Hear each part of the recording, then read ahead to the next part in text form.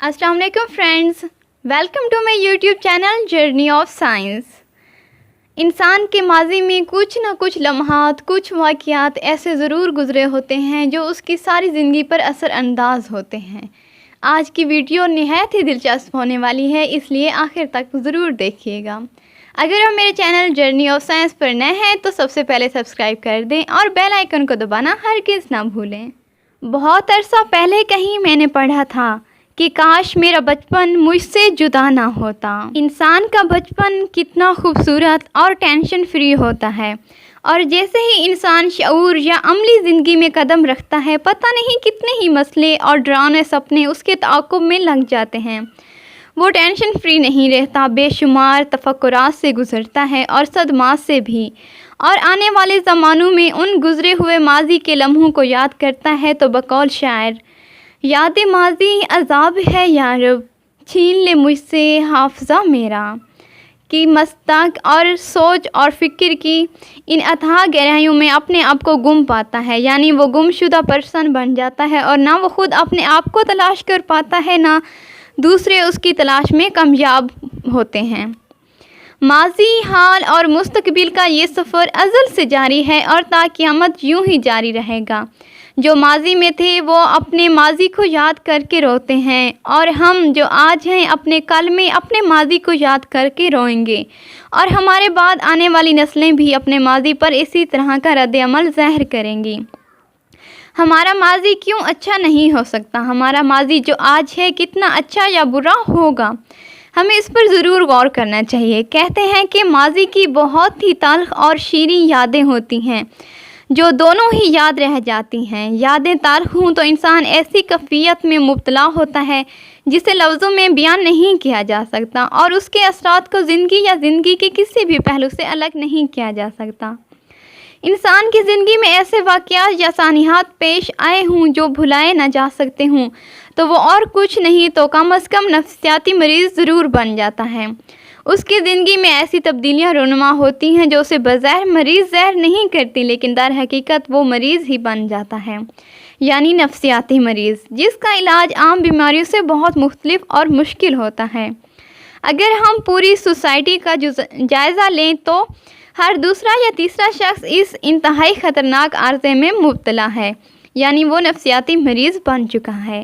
عام آدمی کے نزدیک یہ کوئی مرض یا بیماری نہیں، لیکن یہ کتنی مہلک ہے اس کا اندازہ وہی کر سکتے ہیں جو اس سے کماہ کا واقف ہیں۔ بدقسمتی سے نفسیاتی مرض یا عارضے کو آج تک مرض یا بیماری تصور نہیں کیا گیا۔ یہ اس کا شکار علمی کا نتیجہ ہے یا لوگ خود ہی اس کا خواتین اظہار نہیں شعبوں کرنا کی بھی چاہتے۔ کوئی قید نہیں۔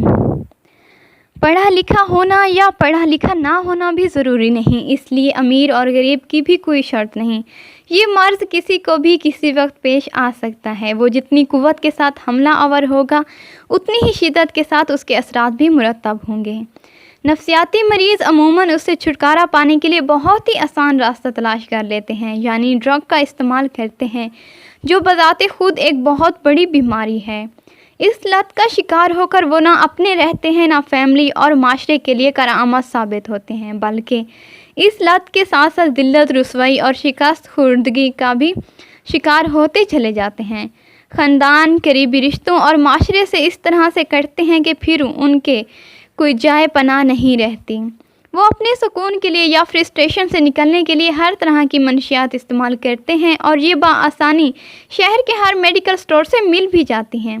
یہ اتنی خطرناک ہوتی ہیں کہ نشہ کرنے والا ان میں دھنستا چلا جاتا ہے، اور کسی موقع پر نکلنا بھی چاہے یا اس کا ارادہ بھی کر لے تو وہ یہ منشیات اس کے اندر اس قدر مضبوط پنجے گاڑ چکی ہوتی ہیں کہ وہ ان سے باہر نہیں نکل پاتا، یعنی انسان کے آگے یہ منشیات زیادہ مضبوط اور طاقتور ثابت ہوتی ہیں۔ ماضی کی تلخ یادوں سے چھٹکارے کے لیے کچھ تجاویز ہیں۔